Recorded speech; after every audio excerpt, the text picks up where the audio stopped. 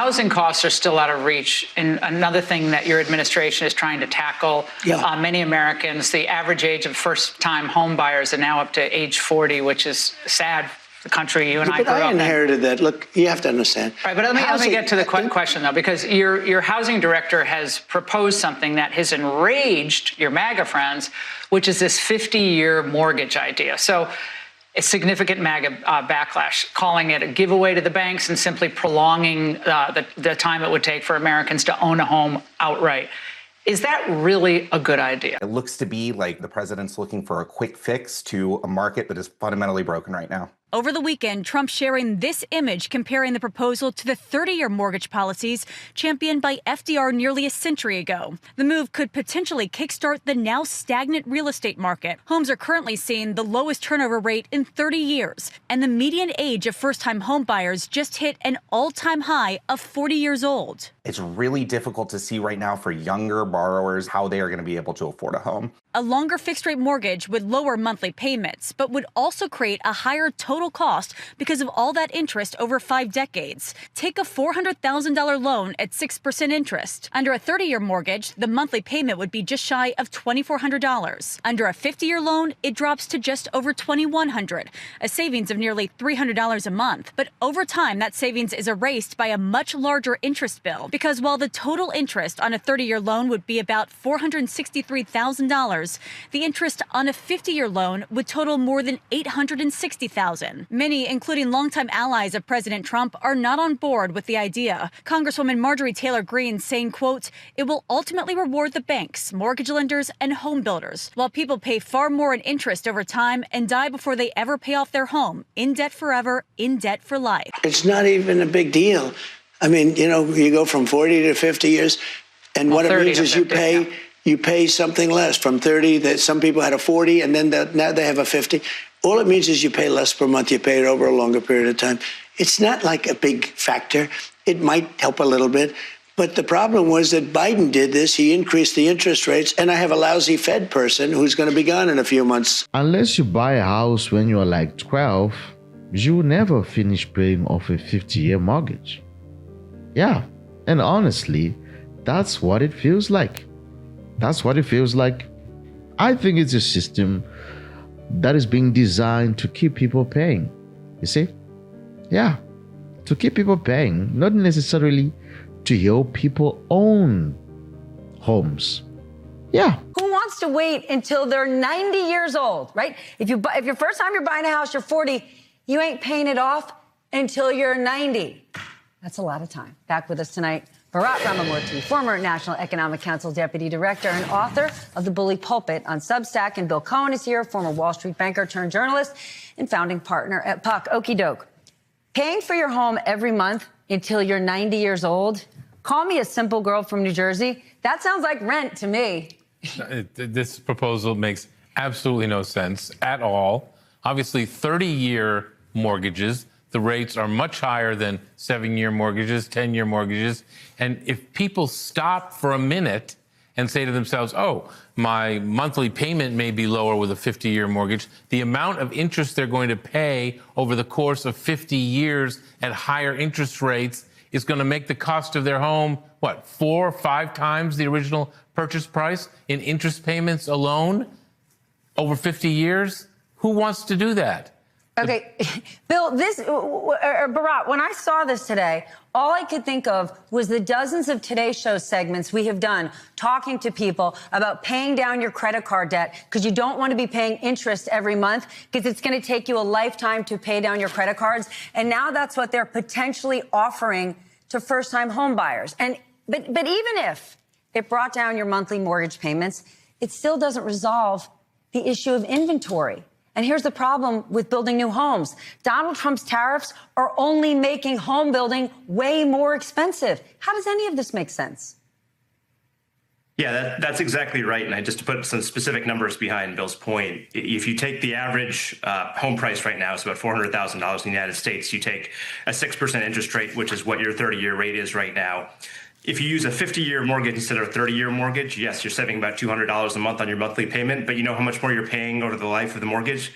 $320,000 over the life of the mortgage. So that is a hefty sum for somebody to have to pay for that extra amount of affordability. But as you said, the real key here is that we have a supply problem. We don't have enough homes in the United States for the number of people who want to buy them. And the question that I keep coming back to is Donald Trump controls the White House, Republicans control the Senate and the Congress. Why aren't they trying to pass a housing affordability bill? Where is their housing supply proposal? Where's a down payment assistance bill? They're not doing any of that. Instead, they're proposing these gimmicks that are basically some short-term benefit for long-term pain and not addressing any of the underlying structural issues. I mean, at the end of the day, really what Trump has done is enact an anti-affordability agenda, as you said, with tariffs, even his immigration policies helping drive up housing prices. Okay, new topic. The president also floated a proposal to help Americans cover their health care by cutting Americans $2,000 checks. That money would come from tariff revenue. And soon after the president floated it, Treasury Secretary Scott Bessent was scrambling to walk it back, explain, I don't know what it was, so I'm going to share it. Do you have a proposal, a formal proposal to give a $2,000 dividend to every American? I haven't spoken to the president about this yet, but it could the $2,000 dividend could come in lots of forms, in lots of ways, George. It could be just the tax decreases that we are seeing on the president's agenda. No tax on tips, no tax on overtime, no tax on Social Security, deductibility of auto loans. So, those are substantial deductions that, are being financed in the tax bill. I'm conservative. I'm a proud conservative. And I believe in responsibility. I believe in ownership and upward mobility. Yeah. And I believe in people working hard and actually being able to own what they have worked for. You see? Yeah. But as a conservative with common sense, I can admit when something just doesn't pass the smell test. Literally. And I gotta say this, ladies and gentlemen, this doesn't. Yeah. Because if you need a 50-year mortgage just to qualify for a home, you can't afford the house. You can't. Why would you need 50 years to pay for a house? You see? Because stretching the loan, it doesn't make the home cheaper. You see, when we stretch the loan, it just makes the debt longer. And that's just a fact, ladies and gentlemen. That is a fact. Alex Jaquez is Chief of Policy and Advocacy at Groundwork Collaborative and previously served on the White House National Economic Council. Alex, thank you for joining us. Now, extending a mortgage from 30 to 50 years, it could potentially drop the monthly payment, but there are drawbacks. What are they? That's right. So Trump is obviously trying to find an answer on affordability for housing, which right now we're seeing one of the worst housing markets that we've seen in recent times. And so the 50-year mortgage is a play to lower people's monthly mortgage payments. But the downside is, especially early on, all of that payment will be going to interest. And of course, since you're paying over 50 years and not over 30 years, you're going to be paying off that mortgage for a lot longer. So the details are still to be worked out, but it looks to be like the president's looking for a quick fix to a market that is fundamentally broken right now. Now, besides a potentially lower monthly payment, are there any other potential advantages for homeowners? Well, if you're refinancing, you lock in a low rate for a long period of time, like those who managed to refinance when interest rates were low during the post-COVID era. Locking in those rates for a 50-year time period can, of course, be advantageous. Of course, most people do not spend 30 or 50 years in their home and tend to refinance or sell after 7 to 9 years. And so there would clearly be a lot of buying and selling within that 50-year period, but it's hard to estimate exactly how this new mortgage product would impact the market right now, given that housing starts are so low, given that the sales turnover right now is so low, and that consumers are extremely depressed. We saw consumer sentiment numbers last week that were the second lowest recorded of all time. So families are not buying right now. Now, the administration, they're suggesting that the 50-year plan would break the housing market gridlock and eventually even lead to cheaper housing. Is that accurate?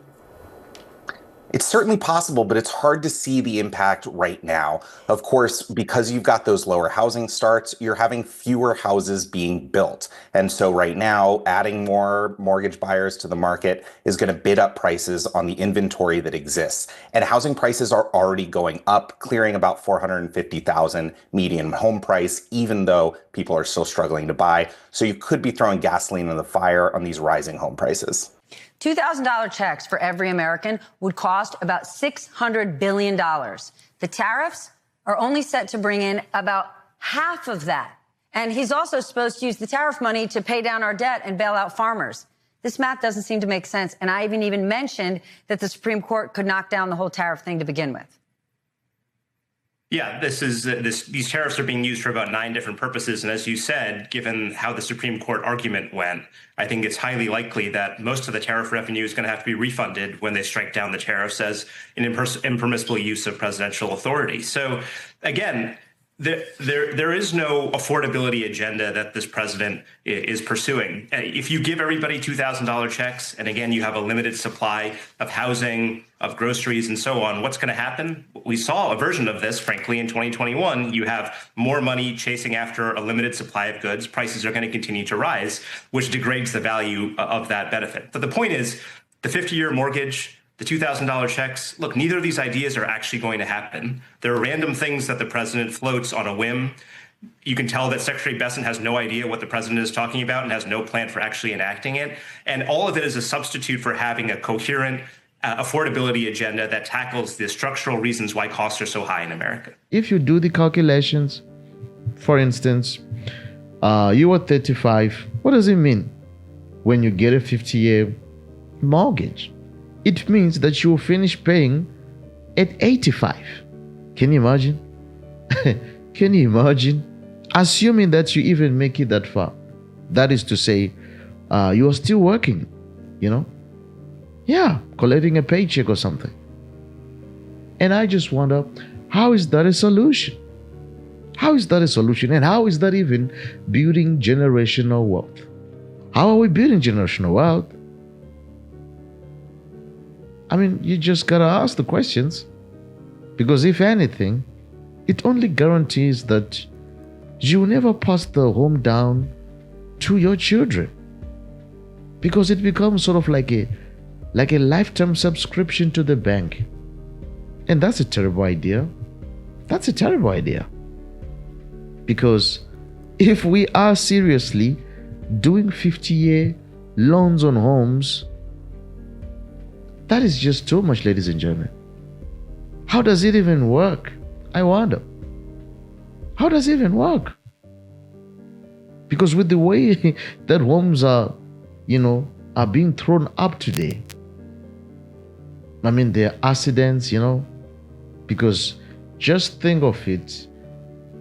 What are even the possibilities that all of those houses we have a lifespan that will reach up to 50 years. Just think of it. Because we could argue that maybe quite a lot of the houses, maybe they may do like 20 years or something. But 50 years, will it even be able to physically survive that long? Are you even going to be able to pass the inheritance to your children? Will you even be able to do that? So I don't know. I don't really think this is literally about helping the homeowners per se, you see? But maybe it's about guaranteeing decades of interest. Decades of interest. And just think of the hidden cost. Nobody's stupid, right? Nobody's stupid. Because people, they know that a 50-year mortgage means you are paying 3 or 4 times the value of the home. Can you imagine? For example, if maybe like the house is like 400,000, you would literally pay 800,000 in interest alone. Can you imagine? 800,000, ladies and gentlemen. And that would take the cost to something like 1.2 million. 1.2 million? A house that originally cost 400,000, but you get it for 1.2 million. Wow. Wow, ladies and gentlemen. That is not home ownership. That is not home ownership. That's servitude. That's servitude. Yeah, literally you are just renting with extra costs. You are literally renting the house.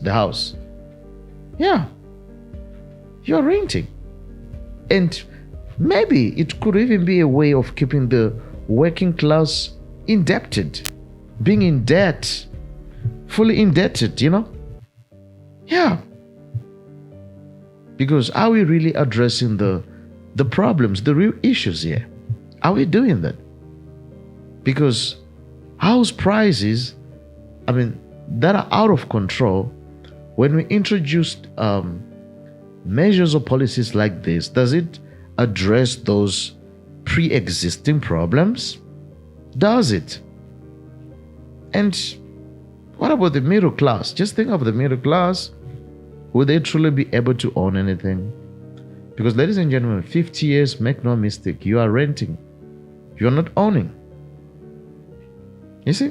And retirement shouldn't even be included in the mortgage payments. Because the seniors, they shouldn't be drowning in interest while facing increased medical costs. They shouldn't. They shouldn't. And young people, they shouldn't even have to choose between owning a house and living life, They shouldn't have to make that kind of a decision. See? It's more like saying the poor people paying the rich people for the rest of their lives. Yeah. It's like work until you die. There's no retirement for you. Ain't that terrible? That is worse. That is terrible. Yeah, because no matter how this is framed, no matter who promotes it, ladies and gentlemen, the truth remains the same. The truth remains the same. Anything designed to keep housing prices artificial and artificially high is not a solution. It's not a solution. It's actually a trap. Yeah, it's actually a trap. You see? Because if we actually need to help people, there are real solutions. There are real solutions, real affordability, real policies that will reduce the cost. Not like a 50-year-old chains disguised as mortgages. Well, ladies and gentlemen, at the end of the day, you don't fix the housing crisis by putting people deeper into lifelong debt. You don't do that. You don't do that. And you don't fix, you literally fix it by reducing the cost, right? You reduce the cost. Make the homes affordable. Make it affordable. Yeah. Make it affordable. That is the solution. Well, folks, tell me also what you think in the comments. I want to hear your views on this one. And also, don't forget to click on the next video. Click on the next video